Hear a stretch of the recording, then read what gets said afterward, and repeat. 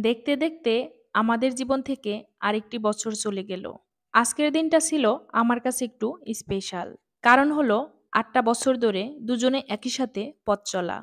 আসসালামু আলাইকুম সবাইকে। কেমন আছেন আপনারা? আমি কিন্তু একটু অন্যরকম। আর সবার মতো না। আমি কেন সবার মতো না এই কথাটা বললাম এই জন্য, বিবাহবার্ষিকী বলেন আর জন্মদিন বলেন, কোনোটাই না আমি মনে রাখি না।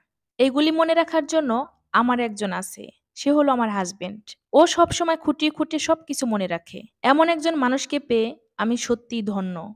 আমি তাকে অনেক বেশি ভালোবাসি আর সেও আমাকে অনেক বেশি ভালোবাসে।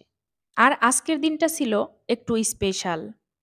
এমনিতেই শুক্রবারে একটু ভালো-মন্দ রান্না করা হয়। সেই সাথে একটু স্পেশাল দিন বলে কথা। তবে প্রতি শুক্রবারে যেসব আয়োজনগুলা করি, তার মধ্যে একটু ভিন্ন করেছি। আর সারামণি রাত থেকে বলতেছিল সে পোলাও খাবে।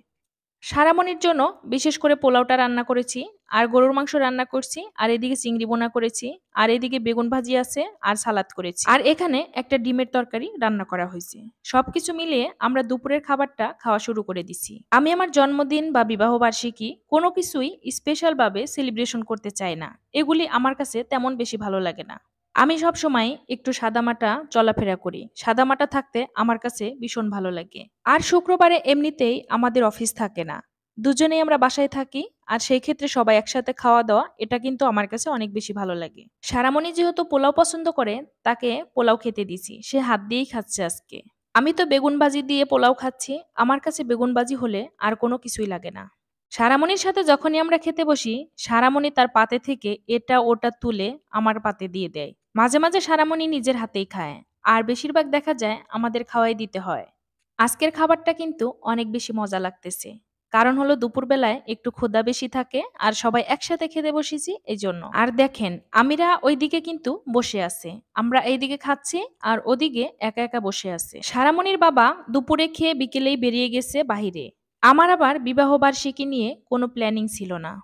এর মধ্যে সারার বাবা দুপুরের একটু আগেই আমাকে বলেছিল চলো আজকে আমরা বাহিরে খাবো। আমার একটা অভ্যাস ওই যে আছে, আমি বাহিরে খাওয়া পছন্দ করি না। কেন জানি বাহিরে খেতে যেতে আমার ভালোই লাগে না। বিকেলবেলা সারার বাবা বলল তার কাজ আছে। বাহিরে গিয়ে সন্ধ্যার পর দেখি সবকিছু নিয়ে চলে আসছে। যাই হোক এদিকে সারার বাবা কিন্তু স্যালারিটা হাতে পায়নি। কিন্তু তার সাধ্যের মধ্যে যা করেছে এটাই এনাফ। তবুও সে একটা কেক নিয়ে এসেছে, একটা থ্রি পিস নিয়ে এসেছে, ফুল নিয়ে এসেছে, আর এর মধ্যে মিষ্টি নিয়ে এসেছে, চকলেট নিয়ে এসেছে। আমার না অনেক বেশি কিছু লাগে না। অল্প সামান্যতেই আমি কিন্তু অনেক খুশি। আমার দামি গহনা, দামি জিনিস চাই না।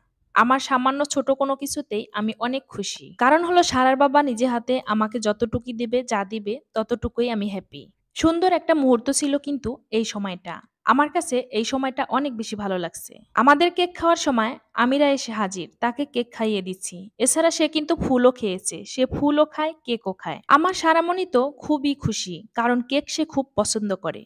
দেখতে দেখতে আমাদের কিন্তু ৮টি বছর এভাবেই চলে গেল।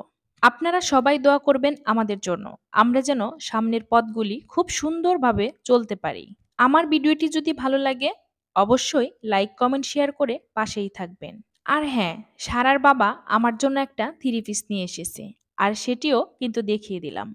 আমি যেহেতু অফিস করি, একটু নরমাল থ্রি পিস গুলাই আমার কাছে বেশি ভালো লাগে। বেশি গর্জিয়াস থ্রি পিস পরে সারাদিন অফিস করা যায় না। আজকের মতো আল্লাহ হাফেজ।